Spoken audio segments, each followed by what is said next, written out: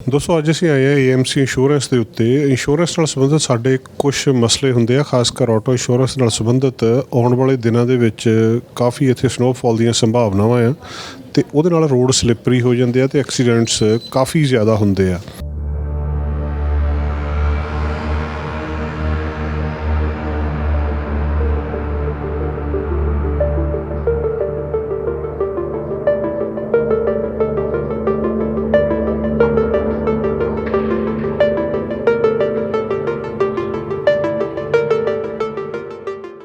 ਇਸ ਵੇਲੇ ਕੋਈ ਸਨੋ ਟਾਇਰ ਪਾਏ ਆ ਜਾਂ ਇਹਦਾ ਕੀ ਰਿਕੁਆਇਰਮੈਂਟ ਹੁੰਦੀ ਹੈ ਕਿ ICBC ਕੋਈ ਇਸ ਤਰ੍ਹਾਂ ਦਾ ਐਕਸੀਡੈਂਟ ਹੋ ਜੇ, ਲੋਅਰ ਮੇਨਲੈਂਡ ਦੇ ਵਿੱਚ ਸਨੋ ਟਾਇਰ ਉਹਨਾਂ ਨੇ ਨਹੀਂ ਪਾਏ ਤਾਂ ਉਹਨੂੰ ਕਵਰ ਕਰਦੀ ਹੈ? ਪਰ ਜਿਹੜੇ ਹਾਈਵੇਜ਼ BCs ਦੇ ਹਾਈਵੇਜ਼ 'ਤੇ ਹੈਗੇ ਆ ਉੱਥੇ ਮੈਂਡੇਟੋਰੀ ਹੈਗੇ ਆ। ਸੋ ਉੱਥੇ ਤੁਹਾਨੂੰ ਸਾਈਨਸ ਵੀ ਦੇਖਣ ਨੂੰ ਮਿਲ ਜਾਣਗੇ ਵੀ ਇੱਥੇ ਹੁਣ ਤੁਹਾਨੂੰ ਹੈਗੇ। ਜੇ ਤਾਂ ਉੱਥੇ ਟਿਕਟ ਮਿਲ ਸਕਦੀ ਹੈ, ਤੁਹਾਨੂੰ ਪੁਲਿਸ ਵਾਲਾ ਰੋਕ ਲੈਂਦਾ, ਤੁਹਾਡੇ ਕੋਲ ਨਹੀਂ ਸਨੋ ਟਾਇਰ ਹੈਗੇ। ਜੇ ਤੁਹਾਡਾ ਐਕਸੀਡੈਂਟ ਹੋ ਜਾਂਦਾ ਹੈ ਦੈਨ ਬਿਗ ਰਿਸਕ ਤੁਹਾਡਾ ਐਕਸੀਡੈਂਟ 'ਤੇ ਹੈਗਾ ਆ। ਸੋ ICBC ਡਿਕਲਾਈਨ ਕਰ ਸਕਦੀ ਹੈ ਬਿਕਾਜ਼ ਤੁਸੀਂ ਮੈਂਡੇਟੋਰੀ ਜੋ ਪ੍ਰੀਕੋਸ਼ਨ ਸੀਗੇ ਉਹ ਲਏ ਨਹੀਂ ਹੈਗੇ ICBC ਨੇ। ਸੋ ਲੋਅਰ ਮੇਨਲੈਂਡ 'ਚ ਕੋਈ ਜ਼ਰੂਰੀ ਨਹੀਂ ਹਾਈਵੇ 'ਤੇ ਨੇ ਕਿ ਜੇ ਸਨੋ ਜ਼ਿਆਦਾ ਪੈਂਦੀ ਹੈਗੀ ਆ। ਸੋ ਇਟਸ ਗੁੱਡ ਜੇ ਤੁਹਾਡੇ ਕੋਲ ਵਿੰਟਰ ਟਾਇਰ ਹੈਗੇ, ਸਲਿੱਪ ਘੱਟ ਹੋਣਗੇ। ਸੋ ਇਸ ਕਰਕੇ ਰਿਕੁਆਇਰਮੈਂਟ ਉਹਨਾਂ ਨੇ ਕੀਤੀ ਹੈਗੀ ਪਰ ਮੈਂਡੇਟੋਰੀ ਨਹੀਂ ਹੈਗਾ ਲੋਅਰ ਮੇਨਲੈਂਡ ਦੇ ਵਿੱਚ। ਹਾਈਵੇਜ਼ ਦੇ ਉੱਤੇ ਰਿਕੁਆਇਰਡ ਹੈਗਾ। ਮਤਲਬ ਅਗਲਾ ਬੰਦਾ ਇੱਕ ਵਕੀਲ ਦੇ ਵਿੱਚ ਤੁਸੀਂ ਗੱਡੀ ਮਾਰਦੇ ਹੋ ਜਾਂ ਸਧਾਰਨ ਕੰਮ ਕਰਨ ਵਾਲੇ 'ਚ ਗੱਡੀ ਮਾਰਦੇ ਹੋ, ਇਹਦਾ ਫਰਕ ਹੈਗਾ ਕੋਈ? ਸੋ ਪਹਿਲੀ ਤਾਂ ਗੱਲ ICBC ਦੇ ਜਿਹੜਾ ਜੇ ਤਾਂ ਲੋਅਰ ਵੀ ਹੈਗਾ ਜਿਹੜਾ ਉਹਨੂੰ ਲੈਂਦਾ, ਉਹਦੀ ਜਿਹੜੀ ਵੇਜ ਲੋਸਿਸ ਹੈ ਉਹਨੇ 100,000 ਤੱਕ ਕਵਰ ਕਰਨੀ ਹੈ ICBC ਨੇ। ਸੋ ਆਲ ਦਾ ਐਕਸਟਰਾ ਐਫਰਟ ਜਿਹੜੇ ਉੱਪਰ ਜਿਹੜੇ ਤੁਹਾਡੇ ਸਾਰੇ ਪੈਣੇ ਆ, it will be your responsibility and then ਉਹ ਤੁਹਾਨੂੰ ਸਾਰੀਆਂ ਚੀਜ਼ਾਂ ਨੂੰ ਕਵਰ ਕਰਨ ਲਈ ਤੁਹਾਡੇ ਕੋਲ ਪ੍ਰੋਪਰ ਪਲਾਨ, ਇੰਸ਼ੋਰੈਂਸ ਦਾ ਪਲਾਨ ਲਿਆ ਹੋਣਾ ਚਾਹੀਦਾ ਆ। ਕਈ ਲੋਕ ਅੱਜ ਕੱਲ੍ਹ ਇੰਡੀਆ ਨੂੰ ਚਲੇ ਜਾਂਦੇ 2-3 ਮਹੀਨੇ ਦੇ ਲਈ ਵੀ, ਉਹ ਜਾਣ ਲੱਗੇ ਆਪਣਾ ਇੰਸ਼ੋਰੈਂਸ ਬੰਦ ਕਰਵਾ ਜਾਂਦੇ। ਕਾਰ ਖੜੀ ਹੈ ਮੰਨ ਲਓ ਬਾਹਰ ਡਰਾਈਵੇ ਦੇ ਵਿੱਚ, ਉਹ ਖੜੀ ਕਾਰ ਦਾ ਵੀ ਕੋਈ ਇੰਸ਼ੋਰੈਂਸ ਕਰਵਾਉਣਾ ਚਾਹੀਦਾ? ਹਾਂਜੀ, ਇਹ ਜਿਹੜਾ ਮੋਸਟ ਇੰਪੋਰਟੈਂਟ ਪਾਰਟ ਹੈਗਾ। ਜਦੋਂ ਹੁਣ ਕੈਂਸਲੇਸ਼ਨ ਜਦੋਂ ਆਪਾਂ ਇੰਡੀਆ ਨੂੰ ਜਾਂਦੇ ਹਾਂ ਮਹੀਨੇ ਲਈ, 2 ਮਹੀਨੇ ਲਈ, 3 ਮਹੀਨੇ ਲਈ ਆਪਾਂ ਕੈਂਸਲ ਕਰਾਉਂਦੇ ਹਾਂ, ਆਪਾਂ ਕਹਿੰਦੇ ਕੋਈ ਗੱਲ ਨਹੀਂ, ਕਾਰ ਤਾਂ ਸਾਡੀ ਗਰਾਜ ਦੇ ਵਿੱਚ ਪਾਰਕਡ ਹੈ। ਜਾਂ ਮੋਸਟ ਕਾਮਨ ਕੁਐਸਚਨ ਆਨਸਰ ਤਾਂ ਮੈਨੂੰ ਮਿਲਦਾ ਵੀ ਕਾਰ ਸਾਡੀ ਗਰਾਜ 'ਚ ਪਾਰਕ ਆ, ਸਾਨੂੰ ਲੋੜ ਨਹੀਂ ਹੈਗੀ। ਬਟ ਜੇ ਕਾਰ ਨੂੰ ਅੱਗ ਲੱਗ ਜਾਂਦੀ ਆ, ਕਾਰ ਗਰਾਜ ਦੇ ਵਿੱਚ ਸੀਗੀ, ਕਾਰ ਨੂੰ ਵੀ ਅੱਗ ਲੱਗ ਗਈ ਆ, ਘਰ ਦੀ ਇੰਸ਼ੋਰੈਂਸ ਨੇ ਕਾਰ ਨੂੰ ਕਵਰ ਨਹੀਂ ਕਰਨਾ।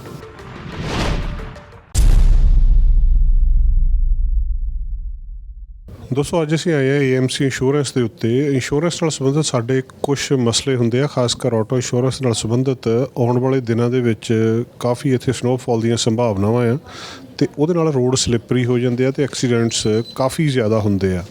ਜਿੱਥੇ ਕੈਨੇਡਾ ਦੇ ਹਿੱਸਿਆਂ ਦੇ ਵਿੱਚ ਸਨੋ ਪੈਂਦੀ ਆਮ ਹੀ, ਉੱਥੇ ਕੋਈ ਨਵੀਂ ਗੱਲ ਨਹੀਂ ਆ। ਪਰ ਲੋਅਰ ਮੇਨਲੈਂਡ ਜਾਂ ਫਰੇਜ਼ਰ ਵੈਲੀ ਦੇ ਵਿੱਚ ਜਿੱਥੇ ਬਹੁਤ ਘੱਟ ਸਨੋ ਪੈਂਦੀ ਆ, ਉੱਥੇ ਜਦੋਂ ਇਸ ਕਿਸਮ ਦੀਆਂ ਵੈਦਰ ਜਿਹੜਾ ਹੁੰਦਾ ਆ ਅਤੇ ਉਹਦੇ ਤੋਂ ਬਾਅਦ ਸਵਾਲ ਸਾਡੇ ਬਹੁਤ ਸਾਰੇ ਹੁੰਦੇ ਆ। ਉਹਦੇ ਨਾਲ ਸੰਬੰਧਿਤ ਅਸੀਂ ਇਹਨਾਂ ਨਾਲ ਗੱਲਬਾਤ ਕਰਦੇ ਹਾਂ। ਕੁਛ ਇੰਸ਼ੋਰੈਂਸ ਸੰਬੰਧੀ ਸਵਾਲ, ਜਿਹੜੇ ਇਸ ਵੇਲੇ ਕੋਈ ਸਨੋ ਟਾਇਰ ਪਾਏ ਆ ਜਾਂ ਇਹਦਾ ਕੀ ਰਿਕੁਆਇਰਮੈਂਟ ਹੁੰਦੀ ਹੈ ਕਿ ICBC ਕੋਈ ਇਸ ਤਰ੍ਹਾਂ ਦਾ ਐਕਸੀਡੈਂਟ ਹੋ ਜੇ, ਲੋਅਰ ਮੇਨਲੈਂਡ ਦੇ ਵਿੱਚ ਸਨੋ ਟਾਇਰ ਉਹਨਾਂ ਨੇ ਨਹੀਂ ਪਾਏ ਤਾਂ ਉਹਨੂੰ ਕਵਰ ਕਰਦੀ ਹੈ? ਹਾਂਜੀ, ਸੋ ਲੋਅਰ ਮੇਨਲੈਂਡ ਦੇ ਵਿੱਚ ਕੋਈ ਰਿਕੁਆਇਰਮੈਂਟ ਮੈਂਡੇਟੋਰੀ ਨਹੀਂ ਹੈਗੀ, ਓਨਲੀ ਸੁਜੈਸਟਡ ਹੈਗੇ ਆ। ਪਰ ਜਿਹੜੇ ਹਾਈਵੇਜ਼ BCs ਦੇ ਹਾਈਵੇਜ਼ 'ਤੇ ਹੈਗੇ ਆ ਉੱਥੇ ਮੈਂਡੇਟੋਰੀ ਹੈਗੇ ਆ। ਸੋ ਉੱਥੇ ਤੁਹਾਨੂੰ ਸਾਈਨਸ ਵੀ ਦੇਖਣ ਨੂੰ ਮਿਲ ਜਾਣਗੇ ਵੀ ਇੱਥੇ ਹੁਣ ਤੁਹਾਨੂੰ ਹੈਗੇ। ਜੇ ਤਾਂ ਉੱਥੇ ਟਿਕਟ ਮਿਲ ਸਕਦੀ ਹੈ, ਤੁਹਾਨੂੰ ਪੁਲਿਸ ਵਾਲਾ ਰੋਕ ਲੈਂਦਾ, ਤੁਹਾਡੇ ਕੋਲ ਨਹੀਂ ਸਨੋ ਟਾਇਰ ਹੈਗੇ।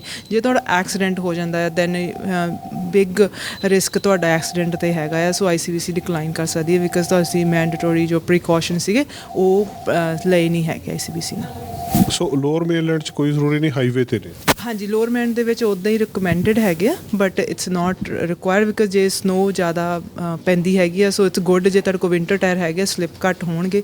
ਸੋ ਇਸ ਕਰਕੇ ਰਿਕੁਆਇਰਮੈਂਟ ਉਹਨਾਂ ਨੇ ਕੀਤੀ ਹੈਗੀ ਪਰ ਮੈਂਡੇਟੋਰੀ ਨਹੀਂ ਹੈਗਾ ਲੋਅਰ ਮੇਨਲੈਂਡ ਦੇ ਵਿੱਚ। ਹਾਈਵੇਜ਼ ਦੇ ਉੱਤੇ ਰਿਕੁਆਇਰਡ ਹੈਗਾ।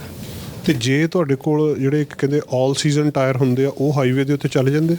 ਸੋ ਜਿੱਥੇ ਵਿੰਟਰ ਟਾਇਰਸ ਰਿਕੁਆਇਰਮੈਂਟ ਹੈਗਾ ਉਹ ਆਲ ਸੀਜ਼ਨ, ਭਾਵੇਂ ਉਹ ਆਲ ਸੀਜ਼ਨ ਹੈਗੀ। ਹੁਣ ਜਿੱਦਾਂ ਲੋਅਰ ਮੇਨਲੈਂਡ ਦੇ ਵਿੱਚ ਜੇ ਆਲ ਸੀਜ਼ਨ ਟਾਇਰ ਹੈਗੇ ਆ ਅਤੇ ਉਹ ਠੀਕ ਹੈਗੇ ਆ, ਚੱਲ ਸਕਦੇ ਆ।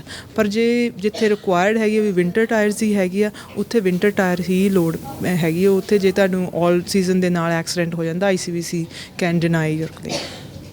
ਜਦੋਂ ਤੁਹਾਡਾ ਮਤਲਬ ਮੰਦਭਾਗ ਨੂੰ ਕਿਸੇ ਨਾਲ ਐਕਸੀਡੈਂਟ ਹੋ ਜਾਂਦਾ, ਉਸ ਵੇਲੇ ਫੈਕਟਰਸ ਕਿਹੜੇ ਹੁੰਦੇ ਆ ਜਿਹੜੇ ਤੁਹਾਡਾ ਇਹ ਤੈਅ ਕਰਦੇ ਆ ਕਿ ਕਿੰਨਾ ਜਿਹੜਾ ਤੁਹਾਨੂੰ ਉਹਦਾ ਕਵਰੇਜ ਜਿਹੜੀ ਤੁਹਾਡੇ ਵਿੱਚੋਂ, ਮਤਲਬ ਅਗਲਾ ਬੰਦਾ ਇੱਕ ਵਕੀਲ ਦੇ ਵਿੱਚ ਤੁਸੀਂ ਗੱਡੀ ਮਾਰਦੇ ਹੋ ਜਾਂ ਸਧਾਰਨ ਕੰਮ ਕਰਨ ਵਾਲੇ 'ਚ ਗੱਡੀ ਮਾਰਦੇ ਹੋ, ਇਹਦਾ ਫਰਕ ਹੈਗਾ ਕੋਈ? Of course there is a big difference. So ਜੇ ਇੱਕ ਵਕੀਲ ਦੇ ਵਿੱਚ ਤੁਸੀਂ ਕਾਰ ਮਾਰੀ ਹੈਗੀ ਆ, ਉਹਦੀ ਅਰਨਿੰਗ ਮੇਬੀ 200-300,000 ਸੀਗੀ, ਰਾਈਟ। ਜੇ ਹੁਣ ਤੁਹਾਡੇ ਕੋਲ ਕਵਰੇਜ ਇਨਫ ਨਹੀਂ ਹੈਗੀ, ਉਹ 300,000 ਉਹਨਾਂ ਦਾ ਕਵਰ ਕਰਨ ਨੂੰ ਉਹਦੀ wage loss. So that's why ਆਪਾਂ ਕਹਿੰਦੇ ਪ੍ਰੋਪਰ ਕਵਰੇਜ ਜਦੋਂ ਅਸੀਂ ਇੰਸ਼ੋਰੈਂਸ ਲੈਣ ਆਉਂਦੇ ਆ, ਪ੍ਰੋਪਰ ਕਵਰੇਜ ਨੂੰ ਡਿਟੇਲ ਦੇ ਵਿੱਚ ਦੇਖੋ, ਜਾਣੋ ਵੀ ਤੁਹਾਨੂੰ ਕਿਹੜੀ ਕਵਰੇਜ ਦੀ ਲੋੜ ਹੈਗੀ ਆ ਅਤੇ ਕਿਹੜੀ ਦੀ ਨਹੀਂ ਹੈਗੀ ਆ। ਜੇ ਇਨ ਕੇਸ ਤੁਹਾਡਾ ਐਕਸੀਡੈਂਟ ਕਿਸੇ ਲੋਅਰ ਦੇ ਨਾਲ ਹੁੰਦਾ, ਉਹਦੀ ਕਵਰੇਜ ਉਹਨੂੰ 5 ਲੱਖ ਦੀ ਰਿਕੁਆਇਰਮੈਂਟ ਹੈਗੀ ਆ। ਸੋ ਪਹਿਲੀ ਤਾਂ ਗੱਲ ICBC ਦੇ ਜਿਹੜਾ ਜੇ ਤਾਂ ਲੋਅਰ ਵੀ ਹੈਗਾ ਜਿਹੜਾ ਉਹਨੂੰ ਲੈਂਦਾ, ਉਹਦੀ ਜਿਹੜੀ ਵੇਜ ਲਾਸਿਸ ਹੈ ਓਨਲੀ 100,000 ਤੱਕ ਕਵਰ ਕਰਨੀ ਹੈ ICBC। So all the extra effort ਜਿਹੜੇ ਉੱਪਰ ਜਿਹੜੇ ਤੁਹਾਡੇ ਸਾਰੇ ਪੈਣੇ ਆ, it will be your responsibility. And then ਉਹ ਤੁਹਾਨੂੰ ਸਾਰੀਆਂ ਚੀਜ਼ਾਂ ਨੂੰ ਕਵਰ ਕਰਨ ਲਈ ਤੁਹਾਡੇ ਕੋਲ ਪ੍ਰੋਪਰ ਪਲਾਨ, ਇੰਸ਼ੋਰੈਂਸ ਦਾ ਪਲਾਨ ਲਿਆ ਹੋਣਾ ਚਾਹੀਦਾ ਆ। ਸੋ ਉਹਦੇ ਵਿੱਚ ਤੁਹਾਨੂੰ ਪਤਾ ਹੋਵੇ ਵੀ ਜੇ ਤੁਹਾਡਾ ਡਾਕਟਰ ਦੇ ਨਾਲ, ਕਿਸੇ ਬਿਜ਼ਨਸਮੈਨ ਦੇ ਨਾਲ ਜਾਂ ਕਿਸੇ ਲੋਅਰ ਦੇ ਨਾਲ ਐਕਸੀਡੈਂਟਡ ਹੋ ਜਾਂਦਾ ਆ, so then you are properly covered. ਉਹ ਕਿੰਨਾ ਕੁ ਲੈਣਾ ਚਾਹੀਦਾ, ਰੈਕਮੈਂਡ ਕਿੰਨਾ ਕਰਦੇ ਆਮ ਬੰਦਾ ਜਿਹੜਾ ਕਾਰ ਦਾ ਇੰਸ਼ੋਰੈਂਸ ਹੁੰਦਾ, ਉਹ ਲੈ ਲੈਂਦੇ ਸਾਰੇ ਉਹਨਾਂ ਕੁ? ਸੋ ਬੇਸਿਕਲੀ ਬਹੁਤ ਲੋਕੀ ਆਪਾਂ ਵੈਰੀ ਲੈਸ ਇੰਸ਼ੋਰੈਂਸ ਨਾਲ ਚਲਾਉਂਦੇ ਹੈਗੇ ਰੋਡ 'ਤੇ, ਥਰਡ ਪਾਰਟੀ ਨਾਲ ਚਲਾਉਂਦੇ ਆ, ਜਾਂ ਬਾਹਰੀ ਬੇਸਿਕ 2 ਲੱਖ ਦੀ ਕਵਰੇਜ ਨਾਲ ਆਪਾਂ ਚਲਾਈ ਜਾਂਦੇ ਆ, right. So which is very lace at the road. ਤੁਸੀਂ ਹੁਣ ਅੱਜ ਕੱਲ੍ਹ ਦੇਖ ਲਓ 2-2 ਲੱਖ ਦੀਆਂ ਤਾਂ ਕਾਰਾਂ ਹੀ ਰੋਡ 'ਤੇ ਇਟਸੈਲਫ ਚੱਲਦੀਆਂ ਹੈਗੀਆਂ, ਜਾਂ may be more. So probably seen more high end values vehicle on the road. So ਜੇ ਤੁਸੀਂ ਕੋਈ ਵੀ ਹਾਈ ਵੈਲਿਊ ਕਾਰ ਦੇ ਨਾਲ ਐਕਸੀਡੈਂਟ ਕਰ, ਤੁਸੀਂ ਸਿਰਫ ਬੇਸਿਕ ਕਵਰੇਜ 'ਤੇ ਬੇਸਿਕਲੀ ਜਿਹੜੇ ਨਿਊ ਇਮੀਗਰੈਂਟਸ ਹੈਗੇ ਆ, ਨਿਊ ਸਟੂਡੈਂਟਸ ਹੈਗੇ ਆ, ਉਹ ਬੇਸਿਕ ਇੰਸ਼ੋਰੈਂਸ 'ਤੇ ਚਲਾਉਂਦੇ, ਬਿਕਾਜ਼ ਉਹਨਾਂ ਦੀ ਇੰਸ਼ੋਰੈਂਸ ਬਹੁਤ, ਉਹਨਾਂ ਨੂੰ ਲੈਕ ਆਫ ਨੌਲੇਜ ਵੀ ਹੁੰਦੀ ਹੈ, ਪਲੱਸ ਉਹਨਾਂ ਥੋੜ੍ਹੀ ਐਕਸਪੈਂਸਿਵ ਰੇਟਸ ਹੁੰਦੇ ਆ, ਇਸ ਕਰਕੇ ਉਹ ਪ੍ਰਾਈਸ ਦੇ ਚੱਕਰ ਦੇ ਵਿੱਚ ਕਵਰੇਜ ਘੱਟ ਲੈ ਲੈਂਦੇ ਜਾਂ ਬੇਸਿਕ ਲੈ ਲੈਂਦੇ। ਪਰ ਉਹਨਾਂ ਨੂੰ ਇਹ ਨਹੀਂ ਪਤਾ ਹੁੰਦਾ ਵੀ ਇਹਦੇ ਨਾਲ ਤੁਸੀਂ ਇਹ ਸੋਚ ਕੇ ਚੱਲੋ ਵੀ ਉਹ ਕਵਰੇਜ ਹੈ ਹੀ ਨਹੀਂ ਤੁਹਾਡੇ ਕੋਲ। ਸੋ ਬਹੁਤ ਘੱਟ ਕਵਰੇਜ ਉਹ ਹੁੰਦੀ ਹੈਗੀ ਆ। ਸੋ ਵੀ do not recommend going with the basic coverage at all. ਸੋ ਤੁਹਾਡੇ ਤੋਂ at least ਤੁਹਾਡੇ ਕੋਲ 2 ਤੋਂ 3 ਮਿਲੀਅਨ ਦੀ ਕਵਰੇਜ ਹੋਣੀ ਚਾਹੀਦੀ ਆ to cover the cost. ਤੇ ਜਿਹੜਾ ਬੰਦਾ ਬੇਸਿਕ ਕਵਰੇਜ ਲੈਂਦਾ ਜਾਂ 2-3 ਮਿਲੀਅਨ ਤੱਕ ਜਾਂਦਾ, ਉਹਦੇ 'ਚ ਉਹਨੂੰ ਮਤਲਬ ਫਰਕ ਕਿੰਨਾ ਕੁ ਪੈਂਦਾ, ਵੀ ਉਹਨੂੰ ਕਿੰਨਾ ਕੁ ਜ਼ਿਆਦਾ ਪੇ ਕਰਨਾ ਪੈਂਦਾ? ਸੋ ਬਾਹਲਾ ਫਰਕ ਨਹੀਂ ਹੁੰਦਾ। ਇਹ just like maybe $10 $20 depending on the persons discount. ਜੇ ਕਿਸੇ ਦਾ ਵਧੀਆ ਡਿਸਕਾਊਂਟ ਆ, ਮੇਬੀ $10 ਦਾ ਹੀ ਫਰਕ ਪਵੇ ਮੰਥਲੀ, ਰਾਈਟ। ਸੋ ਜੇ ਕਿਸੇ ਦਾ ਜਿੱਦਾਂ ਹੁਣ ਇੰਟਰਨੈਸ਼ਨਲ ਸਟੂਡੈਂਟਸ ਹੈ, ਉਹਨਾਂ ਦਾ ਹੋ ਸਕਦਾ ਵੀ $20-25 ਦਾ ਵੀ ਫਰਕ ਪੈ ਜਾਵੇ। ਪਰ ਜਦੋਂ ਆਪਾਂ ਇੰਸ਼ੋਰੈਂਸ ਨੂੰ ਲੈਂਦੇ ਨਾ, ਉਹਨੂੰ ਆਪਾਂ ਇੰਨਾ ਕ੍ਰਿਟੀਕਲੀ ਨਹੀਂ ਸੋਚਦੇ, ਉਹਨੂੰ ਆਪਾਂ ਲੈਂਦੇ ਵੀ ਐਕਸਟਰਾ ਐਕਸਪੈਂਸਿਸ ਹੈ, ਪਰ ਆਪਾਂ ਉਹਨੂੰ ਸੋਚਦੇ ਨਹੀਂ ਵੀ ਕਦੀ ਲੋੜ ਵੀ ਪੈ ਜਾਣੀ। ਪਰ ਜਦੋਂ ਲੋੜ ਪੈਂਦੀ ਆ, ਫਿਰ ਉਦੋਂ ਤੁਸੀਂ ਚੇਤਾ ਕਰਦੇ ਆ ਵੀ ਉਹ ਮੈਂ ਤਾਂ ਲੈ ਲੈਣੀ ਸੀ। ਜਾਂ I've scene lot of clients coming, ਕਹਿੰਦੇ ਓਕੇ ਮੇਰਾ ਤਾਂ ਐਕਸੀਡੈਂਟ ਹੋ ਗਿਆ, ਰਾਈਟ, ਅਤੇ ਹੁਣ ਮੈਨੂੰ ਕਵਰੇਜ ਦੇ ਦਿਓ। ਫਿਰ ਉਸ ਟਾਈਮ ਕਵਰੇਜ ਕੋਈ ਵੀ ਐਡ ਕੀਤੀ, ਉਹ ਤੁਹਾਡਾ ਐਕਸੀਡੈਂਟ ਨੂੰ ਉਹ ਕਵਰ ਨਹੀਂ ਕਰੂਗੀ, ਫਿਊਚਰ ਵਾਲੀ ਕਰੂਗੀ।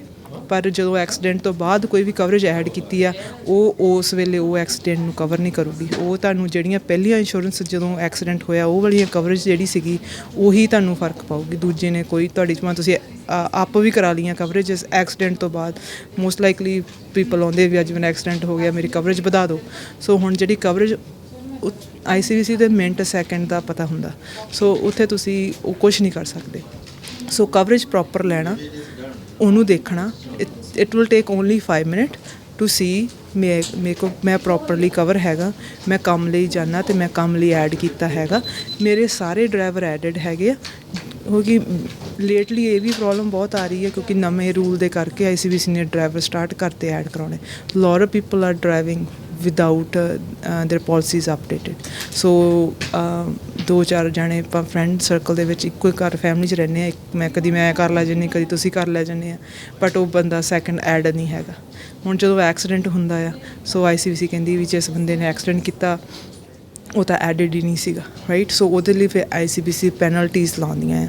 ਸੋ 15 ਟਾਈਮਸ ਮੋਰ ਪ੍ਰੀਮੀਅਮ ਤੁਹਾਨੂੰ ਦੇਣਾ ਪੈਂਦਾ। ਜੇ ਉਹ ਆਪਾਂ ਐਡ ਕਰਕੇ ਉਸ ਡਰਾਈਵਰ ਨੂੰ ਜਿੰਨਾ ਪ੍ਰੀਮੀਅਮ ਲੱਗਣਾ ਸੀ, ਉਹਨੂੰ 15 ਗੁਣਾ ਜ਼ਿਆਦਾ ਪ੍ਰੀਮੀਅਮ ਲਾਉਂਦੀ ਆ, ਜਾਂ 5500 ਤੱਕ ਟਿਕਟ ਮਿਲਦੀ ਆ ਉਹਦੀ, ਨੋਟ ਲਾਈਕ 100 200 50 500 ਦੀ ਟਿਕਟ ਮਿਲਦੀ ਆ ਉਹਦੀ। ਅਤੇ ਜੇ ਸੋ ਉਹ ਵੈਰੀ ਕ੍ਰਿਟੀਕਲ ਹੈਗਾ ਆ। ਤੁਸੀਂ ਜਦੋਂ ਵੀ ਆਪਣੀ ਪੋਲਿਸੀ ਦੇ ਵਿੱਚ ਦੇਖੋ ਕੌਣ ਲਿਸਟਡ ਹੈਗਾ, ਉਹੀ ਲਿਸਟਡ ਡਰਾਈਵਰ ਹੀ ਕਾਰ ਤੁਹਾਡੀ ਚਲਾ ਸਕਦਾ ਐਟ ਐਨੀ ਟਾਈਮ।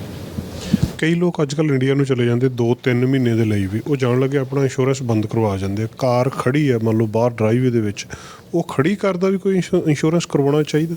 ਹਾਂਜੀ, ਇਹ ਜਿਹੜਾ ਮੋਸਟ ਇੰਪੋਰਟੈਂਟ ਪਾਰਟ ਹੈਗਾ, ਜਦੋਂ ਹੁਣ ਕੈਂਸਲੇਸ਼ਨ ਜਦੋਂ ਆਪਾਂ ਇੰਡੀਆ ਨੂੰ ਜਾਂਦੇ ਹਾਂ ਮਹੀਨੇ ਲਈ, 2 ਮਹੀਨੇ ਲਈ, 3 ਮਹੀਨੇ ਲਈ ਆਪਾਂ ਕੈਂਸਲ ਕਰਾਉਂਦੇ, ਆਪਾਂ ਕਹਿੰਦੇ ਕੋਈ ਗੱਲ ਨਹੀਂ, ਕਾਰ ਤਾਂ ਸਾਡੀ ਗਰਾਜ ਦੇ ਵਿੱਚ ਪਾਰਕਡ ਹੈ। ਜਾਂ ਮੋਸਟ ਕਾਮਨ ਕੁਐਸਚਨ ਆਨਸਰ ਤਾਂ ਮੈਨੂੰ ਮਿਲਦਾ ਵੀ ਕਾਰ ਸਾਡੀ ਗਰਾਜ 'ਚ ਪਾਰਕ ਆ, ਸਾਨੂੰ ਲੋੜ ਨਹੀਂ ਹੈਗੀ। ਬਟ ਜੇ ਕਾਰ ਨੂੰ ਅੱਗ ਲੱਗ ਜਾਂਦੀ ਆ, ਕਾਰ ਗਰਾਜ ਦੇ ਵਿੱਚ ਸੀਗੀ, ਕਾਰ ਨੂੰ ਵੀ ਅੱਗ ਲੱਗ ਗਈ ਆ, ਘਰ ਦੀ ਇੰਸ਼ੋਰੈਂਸ ਨੇ ਕਾਰ ਨੂੰ ਕਵਰ ਨਹੀਂ ਕਰਨਾ। ਜੇ ਘਰ ਦੇ ਅੰਦਰੋਂ ਵੀ ਕਾਰ ਚੋਰੀ ਤਾਂ ਹੋ ਸਕਦੀ, ਜੇ ਘਰ ਦੇ ਵਿੱਚ ਚੋਰੀ ਹੋ ਜਾਂਦੀ, ਘਰ ਦੇ ਅੰਦਰੋਂ ਵੀ ਕਾਰ ਚੋਰੀ ਹੋ ਸਕਦੀ ਹੈ, ਉਹ ਕਾਰ ਕਿਸੇ ਪਾਸੇ ਵੀ ਕਵਰ ਨਹੀਂ ਹੈਗੀ। ਸੋ ਜੇ ਫੋਰ ਗੋਡ ਫੋਰਬਿਡ ਦੈਟ ਮੀਨ ਤੁਸੀਂ ਘਰ ਵੀ ਹੈ ਨਹੀਂ ਗੇ, ਹਾਈ ਚਾਂਸਸ ਕਲੇਮ ਦੇ ਉਦੋਂ ਹੀ ਹੁੰਦੇ ਜਦੋਂ ਆਪਾਂ ਘਰ ਦੇ ਵਿੱਚ ਨਹੀਂ ਹੁੰਦੇ। ਸੋ ਜੇ ਕਲੇਮ ਹੋ ਗਿਆ, ਕਾਰ ਦੀ ਕੋਈ ਕਵਰੇਜ ਤੁਹਾਡੀ ਘਰ ਦੀ ਇੰਸ਼ੋਰੈਂਸ 'ਚ ਨਹੀਂ ਹੋਊਗੀ। ਉਹ ਤੁਹਾਨੂੰ ਸਟੋਰੇਜ ਪੋਲਿਸੀ ਵੈਰੀ ਚੀਪ ਹੁੰਦੀ ਆ। ਸੋ ਇਟਸ ਓਨਲੀ $30 ਤੁਹਾਨੂੰ ਮੰਥ ਤੋਂ ਉੱਪਰ ਦੀ ਇੰਸ਼ੋਰੈਂਸ ਕਵਰੇਜ ਮਿਲ ਜਾਂਦੀ ਆ ਉਹਦੇ ਵਿੱਚ। ਸੋ ਉਹ ਲੈਣੀ, ਉਹਦੇ ਵਿੱਚ 2-3, ਇੱਕ ਤਾਂ ਫਾਇਰ, ਥੈਫਟ ਐਂਡ ਵੈਂਡਲਿਜ਼ਮ, ਤਿੰਨੇ ਚੀਜ਼ਾਂ ਜਿਹੜੀਆਂ ਆਪਾਂ ਨੂੰ ਖੜੀ ਕਾਰ ਦੀਆਂ ਉਹ ਸਾਰੀ ਕਵਰੇਜ ਮਿਲ ਜਾਂਦੀ ਆ। ਸੋ ਆਪਾਂ ਕਈ ਵਾਰੀ ਸੋਚਦੇ ਨੇ, ਆਪਾਂ ਕਹਿੰਦੇ ਕੋਈ ਨਹੀਂ ਗਰਾਜ ਦੇ ਵਿੱਚ ਹੈਗੀ ਆ, ਲੋਕਡ ਹੈਗੀ ਆ, ਕੁਛ ਨਹੀਂ ਹੋਣਾ, ਪਰ ਉਹ ਮੋਸਟ ਇੰਪੋਰਟੈਂਟ ਆ ਬਹੁਤ। Like you are B depending on the vehicle make and model ਕਿੰਨਾ ਵੈਲਿਊ ਆ। ਸੋ ਬੇਸਿਕਲੀ $30 ਦੇ ਵਿੱਚ ਤੁਹਾਨੂੰ ਓਵਰ ਅ ਮੰਥ ਕਵਰ ਹੋ ਜਾਂਦਾ। ਜਦੋਂ ਲੋਕ ਇੰਡੀਆ ਨੂੰ ਜਾਂਦੇ ਆ, ਉਹ ਇੰਸ਼ੋਰੈਂਸ ਕੈਂਸਲ ਕਰਵਾ ਦੇਣਾ ਚਾਹੀਦਾ ਜਾਂ ਉਹਦੀ ਕੋਈ ਫੀਸ ਹੁੰਦੀ ਆ, ਪਲੇਟ ਦੁਬਾਰਾ ਲੈਣੀ ਪੈਂਦੀ ਆ, ਸਾਰਾ ਕੁਝ ਕਰਨਾ ਪੈਂਦਾ ਵੀ? ਉਹ ਕਿੰਨੇ ਕੁ ਲੰਬੇ ਸਮੇਂ ਲਈ ਜਾਵੇ ਤਾਂ ਤੁਸੀਂ ਰეკਮੈਂਡ ਕਰਦੇ ਆ, ਜਾਂ ਉਹਦਾ ਖਰਚਾ ਟੋਟਲ ਕਿੰਨਾ ਕੁ ਹੁੰਦਾ ਕਿ ਇੰਸ਼ੋਰੈਂਸ ਕੈਂਸਲ ਕਰਕੇ ਦੁਬਾਰਾ ਫਿਰ ਆ ਕੇ ਸ਼ੁਰੂ ਕਰਨਾ?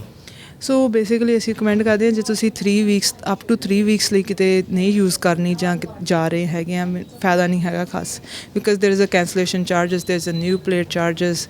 ਸੋ ਆਪਾਂ ਜਿਹੜੀ ਕੈਂਸਲੇਸ਼ਨ ਦੇ ਵੀ ਚਾਰਜਸ ਪੈਂਦੇ ਆ, ਫਿਰ ਨਵੀਆਂ ਪਲੇਟਾਂ ਲੈਣ ਦੇ ਵੀ ਚਾਰਜਸ ਪੈਂਦੇ ਆ, ਫਿਰ ਪੇਮੈਂਟ ਪਲਾਨ 'ਤੇ ਜਾਣ ਦੇ ਵੀ ਅੰਦਰ ਮੋਸਟ ਪੀਪਲ ਪੇਮੈਂਟ ਪਲਾਨ ਨੇ ਪੇ ਕਰਦੇ ਆ। ਸੋ ਪੇਮੈਂਟ ਪਲਾਨ 'ਤੇ ਜਾਣ ਦੇ ਵੀ ਪੈਸੇ ਲੱਗਦੇ ਆ। ਸੋ ਅਬਾਊਟ ਰਫਲੀ ਸਪੀਕਿੰਗ $100 ਦਾ ਐਕਸਪੈਂਸ ਤੁਹਾਡਾ ਲੱਗ ਜਾਂਦਾ। ਸੋ ਜੇ ਤੁਸੀਂ ਲੈਸ ਦੈਨ ਅ ਮੰਥਲੀ ਜਾ ਰਹੇ ਆ, ਵੀ ਰਿਕਮੈਂਡ ਲੋਅਰਿੰਗ ਦਾ coverage, may be coverage reduce ਕਰਾ ਲਓ। ਜਿਹੜੀਆਂ ਤੁਹਾਨੂੰ ਤੁਸੀਂ ਅੱਗੇ ਵਰਕ ਲਈ ਜਾਂਦੇ ਸੀ, ਤੁਸੀਂ ਹੁਣ ਖੜੇ ਹੀ ਹੋਣਾ ਆ, ਥੋੜ੍ਹੀ ਜਿਹੀ ਪ੍ਰਾਈਸ ਤੁਹਾਡੀ ਘੱਟ ਜਾਊਗੀ। ਥਰਡ ਪਾਰਟੀ ਤੁਹਾਨੂੰ 3 ਮਿਲੀਅਨ ਦੀ ਓਬੀਅਸਲੀ ਲੋੜ ਨਹੀਂ ਹੈਗੀ, ਉਹਨੂੰ ਬੇਸਿਕ ਕਰਾ ਲਓ। ਸੋ ਉਹਨਾਂ ਥੋੜ੍ਹੀ ਜਿਹੀ ਪ੍ਰਾਈਸ ਤੁਹਾਡੀ ਘੱਟ ਜਾਊਗੀ ਮੰਥਲੀ। ਬਟ ਜੇ ਤੁਸੀਂ 1 ਮੰਥ ਤੋਂ ਜ਼ਿਆਦਾ 6 ਵੀਕਸ 2 ਮੰਥ ਲਈ ਜਾ ਰਹੇ ਆ, then yes it is recommended to cancel the plate, then you will save probably 1 month insurance. ਜੀ, ਇੱਕ ਵਾਰੀ ਕਾਂਟੈਕਟ ਨੰਬਰ ਸਾਡੇ ਦਰਸ਼ਕਾਂ ਨੂੰ ਜ਼ਰੂਰ ਦੱਸ ਦਿਓ ਜੀ। ਸਾਡੇ AMC ਦੇ ਸਾਰੇ ਆਫਿਸ 9 to 9 7 ਦਿਨ ਤੁਹਾਡੀ ਸੇਵਾ ਦੇ ਵਿੱਚ ਹੈਗੇ ਆ। ਸੋ ਪਲੀਜ਼ ਸਾਨੂੰ ਕਾਲ ਕਰਿਓ 604-507-6666। Thank you. ਦੋਸਤੋ, ਅਸੀਂ ਕੁਝ ਮਹੱਤਵਪੂਰਨ ਗੱਲਾਂ ਬਾਤਾਂ ਇਹਨਾਂ ਦੇ ਨਾਲ ਕੀਤੀਆਂ। ਬਹੁਤ ਮਹੱਤਵਪੂਰਨ ਕਾਰ ਇੰਸ਼ੋਰੈਂਸ ਜਦੋਂ ਤੁਸੀਂ ਕਰਵਾਉਂਦੇ ਆ, ਉਸ ਵੇਲੇ ਥੋੜ੍ਹੇ ਜਿਹੇ $10-15 ਦਾ ਹੀ ਫਰਕ ਪੈਂਦਾ, ਪਰ ਬਹੁਤ ਵੱਡੀ ਕਵਰੇਜ ਅਤੇ ਮਨ ਦੀ ਸ਼ਾਂਤੀ ਉਹਦੇ ਨਾਲ ਤੁਹਾਨੂੰ ਮਿਲ ਜਾਂਦੀ ਹੈ। AMC ਇੰਸ਼ੋਰੈਂਸ ਨਾਲ ਇਹਨਾਂ ਦਾ ਨੰਬਰ ਸਕਰੀਨ ਦੇ ਉੱਤੇ ਆ ਰਿਹਾ। ਤੁਸੀਂ ਕੋਈ ਵੀ ਸਵਾਲ ਹੋਵੇ ਇਹਨਾਂ ਦੇ ਨਾਲ ਗੱਲਬਾਤ ਕਰ ਸਕਦੇ ਹੋ। ਸਾਡਾ ਹਰ ਇੱਕ ਪ੍ਰੋਗਰਾਮ ਵੇਖਣ ਤੇ ਸਾਡੇ ਨਾਲ ਜੁੜਨ ਲਈ ਸਬਸਕ੍ਰਾਈਬ ਕਰੋ ਚੈਨਲ ਪੰਜਾਬੀ ਤੇ ਨੋਟੀਫਿਕੇਸ਼ਨ ਲਈ ਬੈਲ ਆਈਕਨ ਵਾਲੇ ਬਟਨ ਤੇ ਕਲਿੱਕ ਕਰੋ।